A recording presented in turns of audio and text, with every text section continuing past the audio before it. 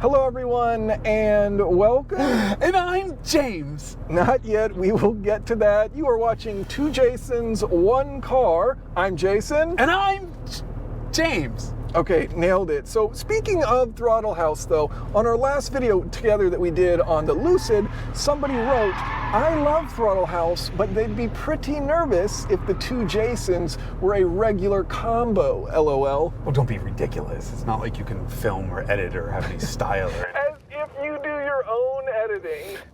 Okay. The Jasons, eh? Wait till they meet Knife Gun. Okay, I'm thinking this is Gun knife? this is gonna be Oh, yeah. I see what you're saying. Yeah. Getting across the wrong border ammo. is gonna be pretty hard. Getting across the border. Yes, that is going to be hard, yeah. Yeah. I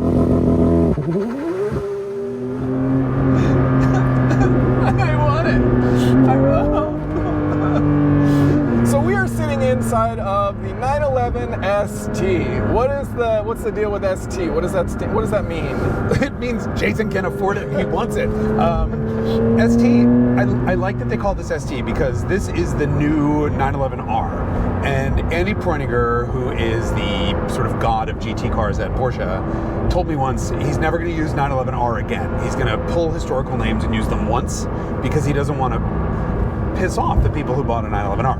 Okay. So ST is another historical name, and it was basically a package that you could get that combined all the S stuff, which was all the sports package stuff effectively, with all the T stuff, which was the base model stuff, for lightweight. So think of it as the lightweight special.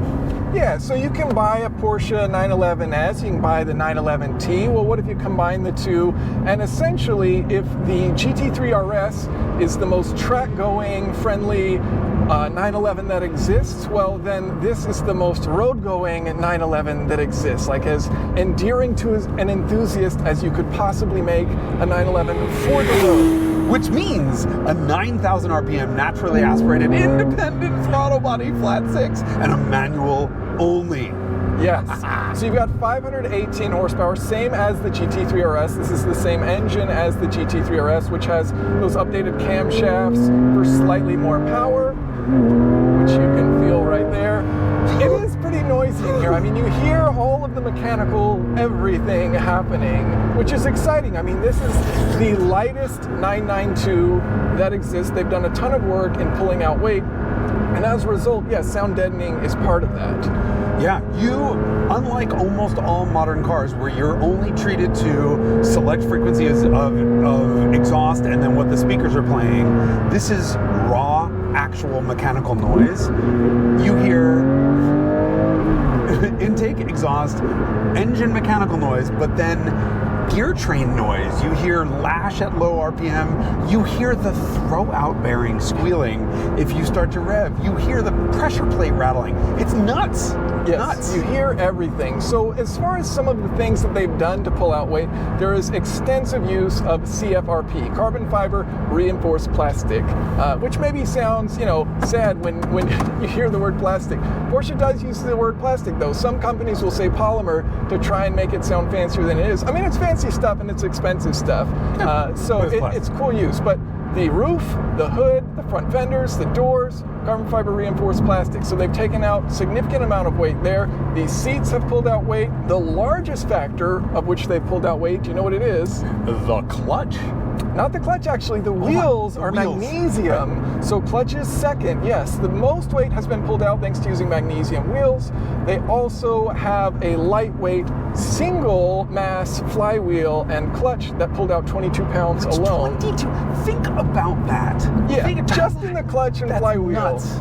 So the revving is like, it's hard to describe. Like when people say that modern manual transmissions are no good because of things like rev hang and there's emissions compliant that's come in and that is the reason why the car's transmission is no good. It's like, here's an example right here, a modern car, and you cannot react quick enough for these downshifts or upshifts. Like either way you go, the revs drop the second you push in that clutch very quickly, and then the other direction, you just give it a tiny bit of throttle, just 10%. And I mean, it's unreasonable how quick. For those who can't see the tag, those blips were 3,500, 4,000 to 9,000 and back.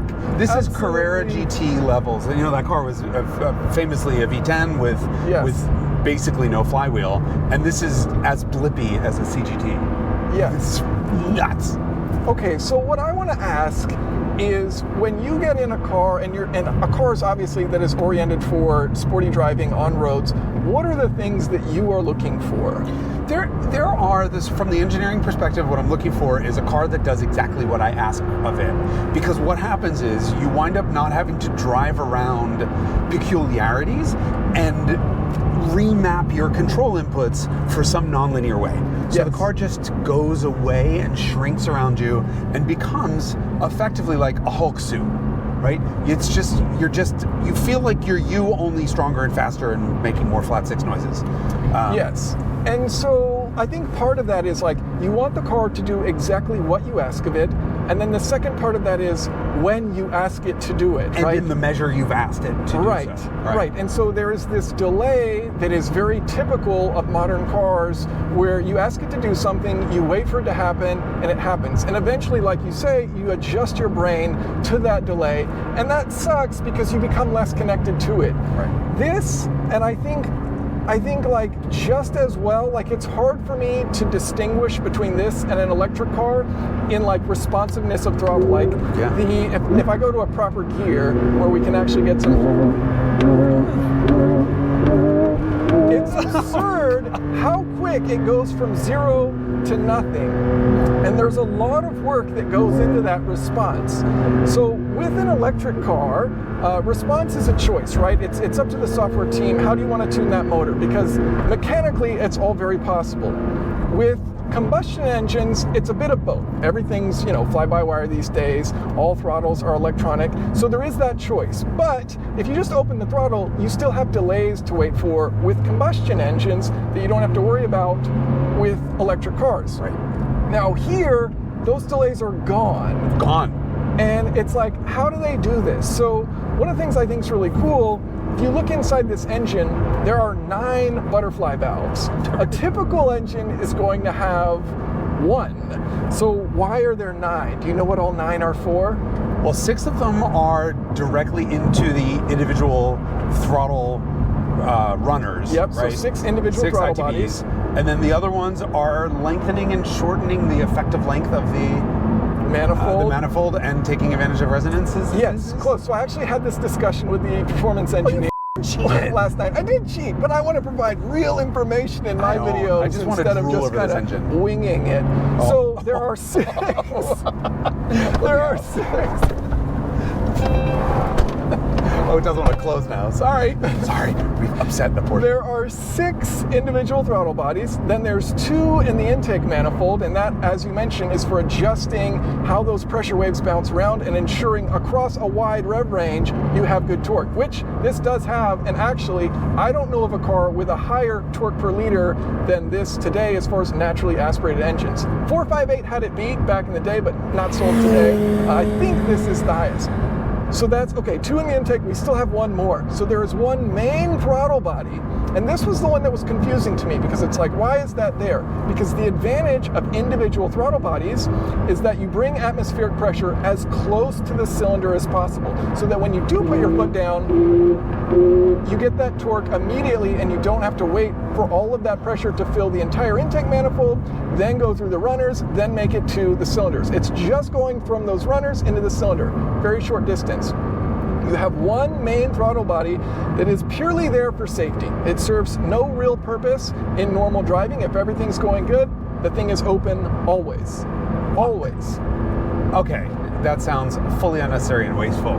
So actually, and it's not that new of an idea, because I was thinking about this. BMW does the same thing. So they use Valvetronic, which is their system of adjusting how much does the valve open in order to regulate how much air goes in the cylinder.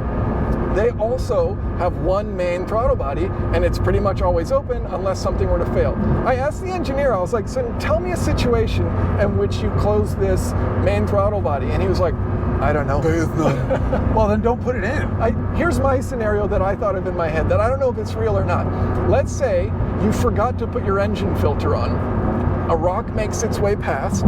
Okay. It goes into your intake, and then it gets lodged in one of your ITBs. Yeah. So now your ITB can't close. Stuck open. So your ITB is stuck open. Your throttle says, I'm off throttle. So your throttle, individual throttle should read, I'm at 0, but it won't because that rock has it stuck open. So now because your command is 0, the main throttle can go, uh-oh, we have a fault because something is saying what the driver is not asking for. Right. So we will close the main throttle and you have a safer situation. Then you go and you pull the rock out. That's the only thing I can come up with. Well, you can also, but in that situation, the computer could also start to cut fuel and spark, like it does with a limiter or traction control or anything else. The only scenario I can think of actually is a runaway dieseling situation. Sure. Where you have a ring blow, you have oil that's being sucked in, or even worse, you flooded the engine, you have a ton of fuel in the oil, which then comes through positive crankcase ventilation, and you have a car that runs. But that's like an extraordinary amount of oil.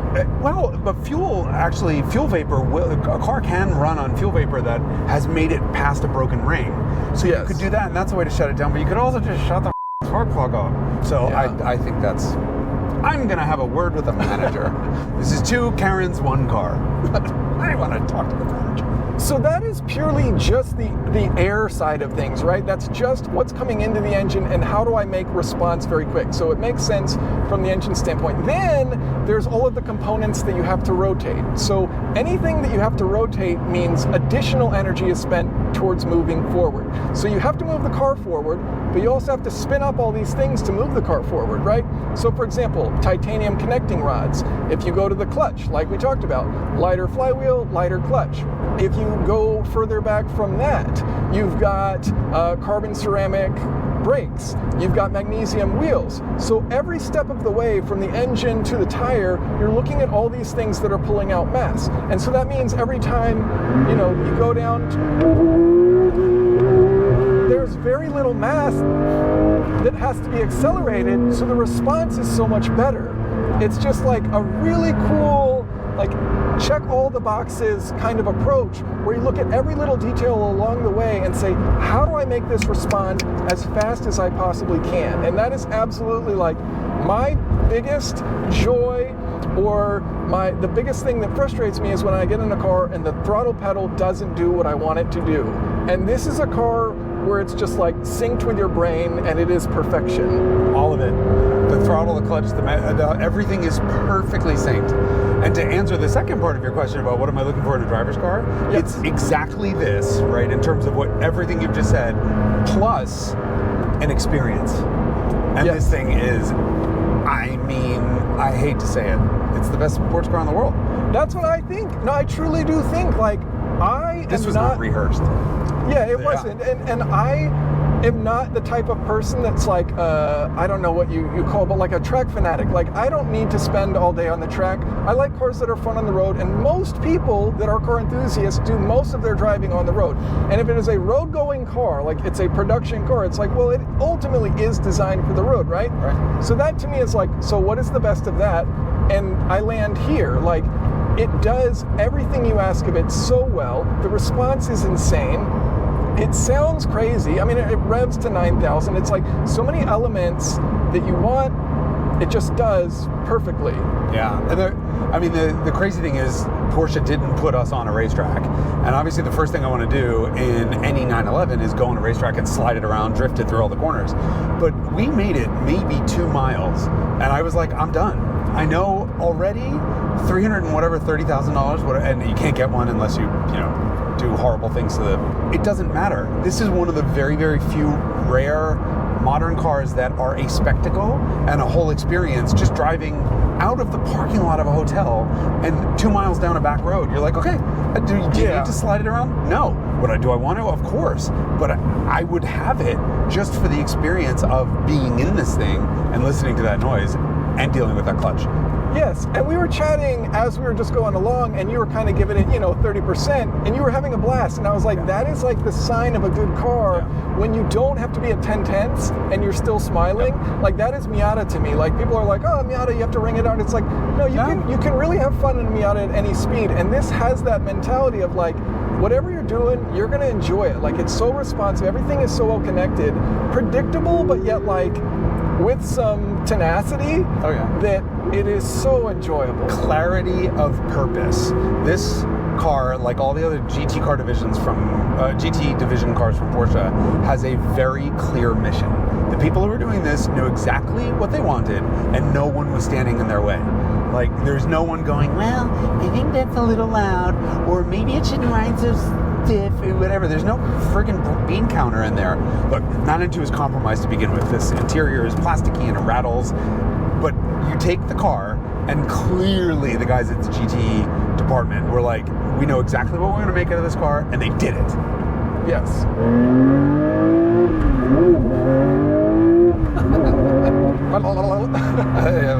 All right, let's talk a little bit about gearing. So, whenever I get in a manual Porsche, pretty much the first thing that always comes to mind is, oh, I love this. I love a good manual. I like driving Porsches, but I wish it had shorter gearing. I wish it had more aggressive gearing. Pretty much every Porsche I ever get in. I don't know if you feel similarly. 100%. First thing. And so, as this is the most road-going, enthusiast 911 ever, they have shortened the gearing by way of the final drive ratio. So thank you, Porsche. I feel like I've said it in every video. You probably said it in every video. Probably everybody said it in every video. Like, hey, it'd be cool if it had shorter gearing. So it does. It's about 8%. So it goes from a 3.96 to a 4.3 final drive. You've got the same gear ratios, but with that shorter final drive. So I think that helps. Would I do more? Yeah, I'd still go more aggressive, because it's like, okay, it's limited to 186. I'm not going to go 186 in it. And maybe leave the sixth gear to go 186. I'm fine with that, but 1 through 5 could all be shorter to me. I mean, what I do like about it is in sixth gear, you're over 3,000 RPM at 70 miles an hour. That is like 1980s 4 cylinders car level of short gearing. However, on the other end of the spectrum, first is good for 47. Yep. Second is good for 74. Yep. And third is good for 104. Right, and so it's like third gear is illegal speeds on any road if you max it out. And I just feel like, I don't know what the correct way of thinking about it is, but I'm just like, I want to be able to ring out first, second, and third. Like, that feels fun. And you can't do that without being like, ooh, you could lose your license if you actually go top of third. Third gear, yeah. Third gear in California is over 100. And in California, 100 is, they will take your car away. Yep. They will impound it. So this is an interesting thing. So the last manual Porsche that I reviewed was Boxster Spider. Okay. And I say about the same thing, and I heard from a German engineer who was very upset about my and he was like, you know whose fault this is? California. Wait, California is the reason for the 911 having tall gearing? For all of the Porsche having, okay. So I am relaying, before you shoot me, I'm relaying a message that I was given by a very angry German. I won't stab you yet. Yeah. Look, I found the short in gears too. So what I was told is California's drive-by noise regulation test is a 100-meter box with 6 microphones, one every at the start and the finish, and every 20 meters. And there are microphones at every 20 meters that have to measure the sound level, obviously. Okay. A car comes in at 50K, 28 miles an hour, 50 kilometers an hour, whatever it is, 30 point something, and mats it in third gear. In an automatic, they can give full throttle. The car does not have to perform a downshift at all. And this I know, if you ever in a Nissan GT-R and at 28, 29 miles an hour you floor it, you will see 3 seconds of, or 2 seconds of nothing. Yes. Like every minivan will go by you. Yes, you just wait and you wait and you wait and you wait. You know why? So it's halfway through the noise box before it all happens. So I think the transmission also isn't that great in that car. It's not. However, but it's that one speed where you're like, what the fuck? I just got out-dragged by a city bus. Right? Yes. So in the case of Porsche, of manuals, though, the test has to be conducted in third gear. And if you think about it, the Tesla Model S P100D failed the test. And this is a drive-by noise regulation test because it was so fast by the end of the test that just the wind and tire noise alone were enough to fail it. So you think you're penalized effectively for a fast car because the faster it gathers speed, the faster it's going by the end of that 100 meters, and therefore the quieter the engine has to be. So your choice is you can be slow or you can be loud, but you can't be both. And so to slow the car down and to quiet it down, Porsche has to make the third gear longer and longer and longer and longer until it just passes. And in the case of this car, if that's the reason for this gearing, that happens at 104 mile an hour third gear, well then now you have to choose a 1, 2, and a 4, 5, 6 that are appropriate to that third gear.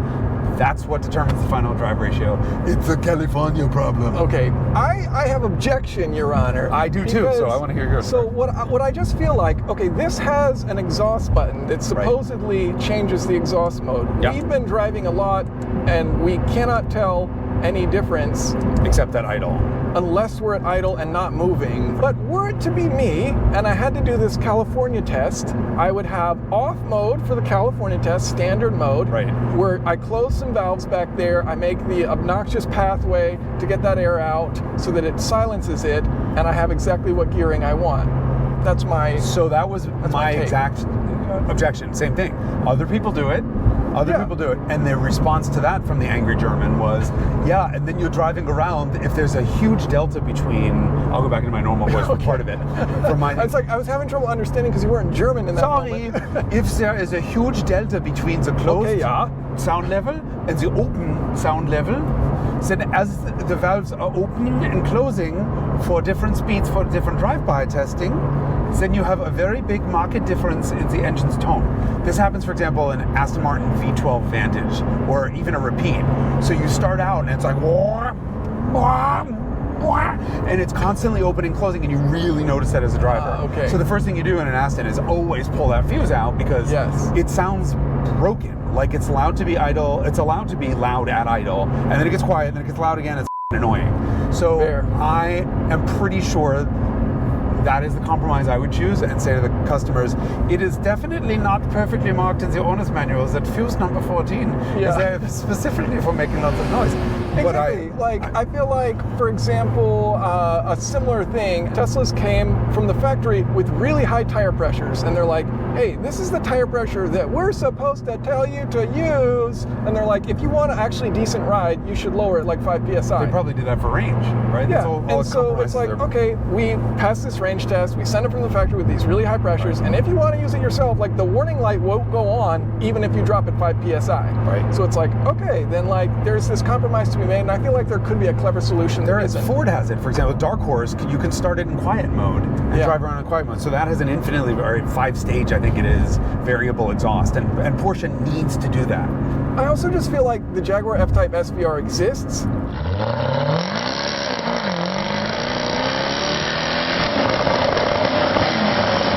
Yeah. And if it exists, anything can exist. All right, that's true. That's the leaf blower of the automotive industry. I like it. I love it. Maybe I like leaf blowers. Yeah. You do drive a Subaru. Oh, burn. You can't hear it though. It's a Crosstrek. It's silent but powerful. You can't hear it over the disappointment, the sound of disappointment of everyone else on the road. Well, what is interesting is that I do drive a Crosstrek, and it has a healthy amount of rev hang, and so I am adjusted to, just learning that and like giving a long delay before shifting. And here, literally the second you push that clutch pedal in, the revs are down. They're down. So not even the slightest hint of rev hang, which is beautiful. Also, the throttle pedal, you use 100% of it. Another beautiful thing to see, because so often in these kind of cars, manual cars, you can leave your foot resting on the throttle a little bit. You gotta take it completely off when you shift gears. Otherwise, that little bit is enough to raise the revs, and you might think, oh, it has rev hang. No, it's just a tiny bit of throttle, and those revs are going up. So, yeah, the throttle and the shifting and the lack of rev hang, it is truly beautiful. Dynamically, steering is 4 electric power assist, beautiful, but they got rid of the rear wheel steering, which I find interesting. They did, so that took out some weight. Yeah. But yeah, that does have some stability benefits. One of the interesting points, though, is that they changed the lockup ratio of the mechanical limited slip differential. So it actually has less lockup versus the other GT3s. Reason being, on roads with tight corners, that gives you a bit more agility. You're not using as much interference in the diff on what the wheel speeds are side to side. And the way they make up for it going out of the corner is using brake-based torque vectoring. So if you get really hard on the throttle coming outside of a corner, it'll brake a little bit that inside wheel, gives you a bit of better yaw, and gives you more torque to that outside wheel. Off you go. Right. It's the reason why Lotus doesn't like to put anything but open diffs, and McLaren, same thing. Yep. They interfere with some steering feel and they induce understeer. So without that rear steer, they put a less aggressive diff in it. They also slowed down the steering ratio up front, which I thought was interesting. I thought they would do the opposite. I did not know that. Yeah, I thought they would put a quicker rack in, but apparently they went from 14-1 to 15-1. The irony of this whole thing is that Porsche is the only one that does rear wheel steering correctly.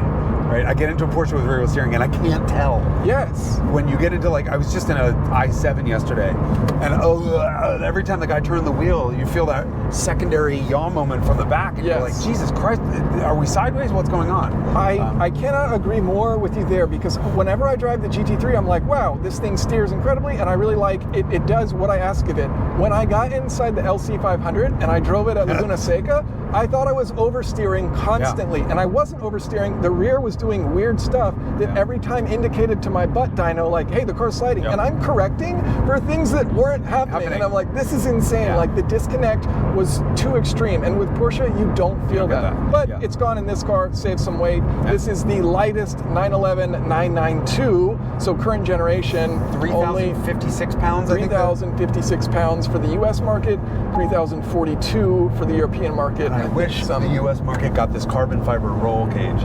We don't get that. We don't get that. It is cool. I think they should just put it in the car, in the trunk, and say, this is not for use on the street. What is that? So let's get into... I'm sorry. This is beautiful, actually. Holy sorry. All right. Let's get into favorite and least favorite thing about it. So starting with, what's your favorite thing about this car? The powertrain. Yeah, I think that's a solid, that's all you really need to say. To me, I'm just gonna say the word response. Like, the throttle pedal is as good as it gets, and like every company that ever wants to think like, oh, what should a throttle pedal feel like here it is, it's right here, and have it act this way, I'm happy. Anything that replicates this, I'm happy with. I love how direct it is, how linear it is, how you have so much control, and how you get it split second. Like, it is as fast as you ask for it, you get it. Everything about the engine is just extraordinary. And I'll go one step further and say, if you, as an automotive engineer, want to know what clutch take-up should feel like and how a clutch should engage, it's this. Like, it's just perfection. The shift from the short shift to the clutch take-up to the engine's response to the whole thing as a package, this powertrain is 10.0. All right, enough gushing over it. Let's take it down a notch. Least favorite thing about the 911. Oh, easy. Okay, well, second least favorite thing, moving right along. By the way, feel free to leave in the comments who your favorite Jason is. Just use first name only. Okay, good. Least favorite thing is it's unattainable. Yeah, I can't have one. That's mine as well, and I think that's such a shame. When I start thinking about, like, it's more obtainable than some cars, I'm like, okay, like, there's almost 2,000 of them built, 1963, 60 years of Porsche, but I mean, it's not accessible. You can't just go find this thing and buy this thing, and I think that is sad. I wish it wasn't production limited. I wish they made as many as were ordered, and yeah, I think that's a real shame. I think we're look, it's $370,000, and Porsche priced it correctly, because what they've done in the past with 911R and GT3 and GT3 RS and Touring and all of the GT cars is that they're all selling for $50,000 or $100,000 over sticker. Well, that tells me that, not that the car's overpriced, that tells me that Porsche underpriced the MSRP. Yes. So $330,000 or whatever these cars are, sure, they're pricing it properly. The problem is we're in a market where there is no substitute for this experience. Yeah, There's nothing agreed. else. Agreed. And so people are willing to pay a quarter or a third or $500,000 for this experience, and that's wonderful. I can't do it. And I wish that there were either more of these GT cars being produced or more selection for everyone else. But the reality is it's supply and demand. So, you know, frankly, this should be the base 911. The base 911 should feel like this. Forget about the turbos. Yes. Forget about all the rest of the crap. This is the experience you should have on base 911 for $90,000. So it's attainable to people who are successful, not just people who have bought 75 Porsches before and are the dealers or whatever. So that's a little bit rude. No, it'll all be included. People just have to use their imagination. Yeah, they're stupping. You know, it shouldn't be about who you stup and how many other cars you buy and what else is in your garage. If everyone should have the opportunity to have this experience, and I think it's sad that they can't, and that's my biggest beef with it. Yes. So on that note, like, do you think it is worth the money? $300,000, I think, is about where it starts. Is it worth the money? Yeah. Because and it's not up to me. I can't come close to buying a car like that. But the market has responded and said yes. And to beat this in experience, I don't know if you can. Yes. I mean, maybe a Gordon Murray car?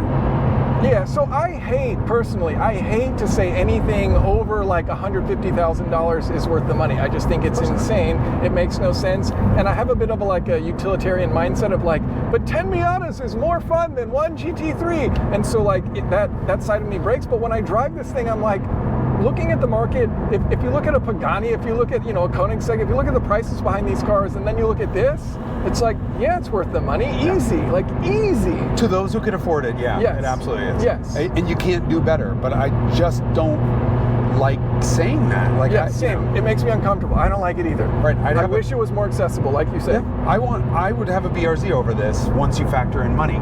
Less than 200 pounds lighter with less than half the power. Like, this isn't that much heavier than a BRZ. This is lighter than a Civic Type R. Oh my God. With 500, 20 horsepower. NA. That's the biggest part. It must be an A. It's magic. The ST is magic. Cat. So, final question for this video. Is this the best driver's car? Road-going driver's car. I can't think of a better one, so yes. Okay, and to me, like, I haven't driven anything above $500,000, so it's hard for me to say, like, definitively. But when I drive this, I'm like, this is every bit of power, of performance that I could possibly want on a road, and it is, it's perfection to me. So this is the best car I've ever driven, easy. Never driven ever? Yeah, I mean, here's the thing, I don't get attached to like historic things. I haven't driven that many historic cars, but also I don't get attached to them. Newer is better to me if it's done right, and this is today's everything you want done right. Yeah. So to me, that's always better. And I get there's like nostalgia for mechanical throttles and no ABS and that sort of feel, that analog feel that you can get with other cars. Hold on, there's nostalgia for all that stuff, because the modern stuff sucks. Yes. You don't need to be nostalgic for air-cooled, non-ABS, throttle by cable cars when you drive a modern computer-controlled car that behaves exactly the same way. Yes. So that's the craziest part, is you don't need to go back in time. This drives like an old car in all of the right ways, and then like a new car in all of those right ways. Yes. So everyone will say, like, car companies will say, like, oh, we can't make cars light anymore. And ND Miata exists. And you're like, no, you can. And then everyone will say, like, oh, we can't make cars drive like they used to. And then this is like, no, you can. Like, it is mechanical, it is analog, and yet it is using all modern equipment to do so. And it is such a connected experience. Yeah. I think if we put in if we got out of this and got into a 997 GT3 RS 4-liter, I think your mind would be blown. Okay, I haven't driven one. Well, all right, fair enough. But it's all of this excitement times 1.5 because mostly the engine is the most angry thing you'll ever hear, and the steering is otherworldly. You feel everything. This is electric. This is the best electric power steering on the market. But I think we are up there in the top echelon of probably the top 5 or 10 cars, best driving cars ever made. Yeah, it's extraordinary. So, yeah. Well, that's with a you. solid summary. Last time, at the end of our video, we recommended a couple videos to watch. And I thought that was like a nice thing to do. And since Throttle House did participate, what do you think? Should we recommend like their VinFast video? Is that... I mean, listen, I watch all their videos because, well, they're my friends, but they make me laugh. Yeah, no, they're hilarious. Yeah, you don't make me laugh. Well, actually you do. But it's at, not with. Yeah, no, that's fair. Yeah, I mean, everyone needs a punching bag in their life so that, you know, they can feel superior. Yeah, I mean, poor Thomas. Oh, just kidding. No! His physical comedy is the best. While we're live on camera, let me say, Thomas, you son of a... You stole my trip and fall in the middle of a line move. I did that first. I stole it. You were the first person to trip and fall. No, I completely stole that from Kunk on Earth. Okay. If you saw it, filming Kunk on Earth, yes. Yes. So I stole it, and in my video of the GR Yaris, I literally tripped and fell through a bush 17 times. It was 17 different takes. Really got hurt. I'm still hurt. It's a year later. Totally worth it. It was hilarious. And now Thomas just stole that same idea of tripping and falling, but his looked... Mine was real because I literally tripped over a bush. He slipped, fell, rolled, and recovered and kept going. And it was hilarious. I'm so mad at you, Thomas. And James, you know. All right, Hello, James. So that's the video I'll link to, is him tripping and falling, Tripping because who doesn't love to watch that? Yeah. And how about a video of yours? Have you driven anything notable? I feel like you've kind of been off the radar as of late. Was there like a cyber, what's it called? No, Did it's a Tesla come truck. out with a new truck? Wait, it's a truck that belongs to the cyber. No, Space Police, Space that's X. what it is. It's a space police. I saw something on the Platform X about it. I did CyberX. somehow. Tesla gave me one of three people who got exclusive access to the Cybertruck. Really fun video to do because it is such a divisive vehicle, and I went in with my own impressions about what I thought it was going to be, and it blew my mind. So there's that. So we'll have those two links. Thank you all so much for watching. If you have any questions or comments, feel free to leave them below. You don't have an outro like, hello and welcome. Yeah, that's what I say at the end. Goodbye and subscribe, like, comment, please. I desperately need your attention. Is that what I'm supposed to say? And that's how the video ends.